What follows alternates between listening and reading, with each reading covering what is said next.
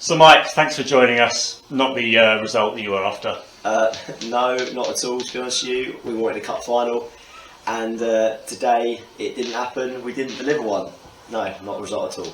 Big congratulations to Punjab as well. They really played well. Massive congratulations to them. They really wanted that. They really wanted the game today. We wanted a cup final too, but you could just tell with the crowd and what it meant to them. And with all due respect and taking nothing away from them, that's what they're playing for this season. That was their season, and you could tell. So, absolute congratulations to Punjab. Absolutely. What do you put the performance down to? To be honest with you, we can only blame ourselves. That may sound harsh, but we didn't play well today. Our usual performances have got us over the line whenever we've gone behind, but we didn't play well enough today. I just think, I don't want to make excuses, but there are the common ones. We have got a few lads with some knocks, and we have got some injuries in the squad, and we've had a bit of rotation. The time off over the frozen pitch period didn't help us. However, we didn't play well enough today, and I think that's the bottom line. Do you think conceding so late against Phoenix in the previous league game still had an effect? I don't think so, because the same thing happened at Whitstable, where we conceded late and we went on to win some more games from that point. No, that was just an annoying game, the Phoenix one.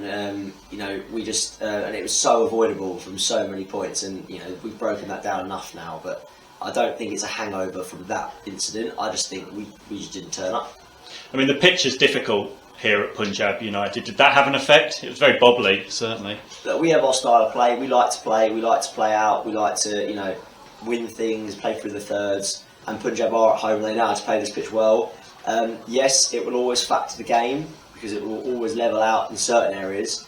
But I would even take away from quality of the pitch. Our decision making at times was terrible. We misplaced passes. We overhit passes. We played the wrong way. It seemed in the first half we didn't put two passes together at any point. I'd put decision making down to lack of quality as well in the game today. Yeah. Do you think any player came out of today with any real credit? I think people like Rob Strachan have been so good for us this season, and in my opinion, it's not a foul. I mean, he misses several of the same kind of fouls in the game. It's not a foul, but I think Rob Strachan had an excellent game. I think AJ Morrison's been brilliant for us at left back. I think Nathan Palmer's running himself into the ground, but collectively we're more than just three players in a game. We're more than that. We're a team, and as a team, we didn't play well today. And for Punjab's goal, could more have been done? Maybe the setting up of the wall, or yeah, you could argue. I reckon. I was talking to Chris Tooley, the goalkeeping coach. He reckons we could have had a fourth man in that wall. And I don't know if it's dipped or whatever. I couldn't see it because of my angle, but Adams put his hands up and said, "Yeah, you probably should save that as well." But yeah. But he did make a few good saves during the game as well, Adams. Yeah, he did, and let's not forget, as poor as we played today, I should say, sorry, they cleared two off the line, their keepers pulled off two very good reaction saves, and a couple of other things went their way, but you ride your luck in a cup game and they got the rewards. Things happen in a cup game as well that don't always happen in a league, so... Yes, 100%. There's always that famous saying, it's a cup game, anything can happen. And, anything did happen today and they scored and we didn't, and it's the bottom line. Yeah. So how do you pick the players up then for the rest of the league matches? Well, we go into training on Tuesday, and it sort of reminds them that the ultimate goal is to win promotion from this league, and now, in the position we're in, is to win the league. And that's now completely in their hand. That's the only target now.